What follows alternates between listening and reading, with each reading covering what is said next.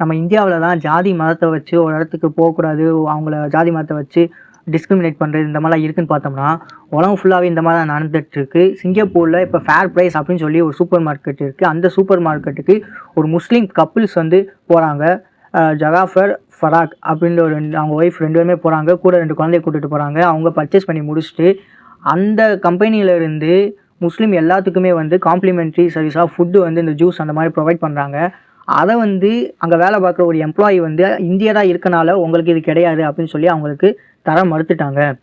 இதை கேட்ட அவங்க ரொம்ப அதிர்ச்சி ஆகிட்டாங்க. அதுக்கப்புறம் அவங்க வந்து பர்ச்சேஸ் பண்ணி முடிச்சுட்டு வெளியே வந்துட்டாங்க. அவங்க குழந்தைய பார்த்து அவங்கள கேட்குறாங்களாம், ஏன் இப்படி அவங்க நம்மளுக்கு தள்ள, இந்த மாதிரி ரேசிசம்னா என்ன, ரிலீஜியன்னா என்ன அப்படின்னு கேட்கும்போது அவங்களுக்கு ரொம்ப கஷ்டமாயிடுச்சான். இந்த மாதிரி உலகம் ஃபுல்லாக நடந்துட்டுருக்கு.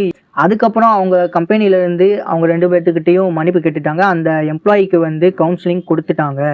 இதை பற்றி நீங்கள் என்ன நினைக்கிறீங்க? கமெண்ட் பண்ணுங்கள். அனைவருக்கும் உதவுவோம். வாழுங்க.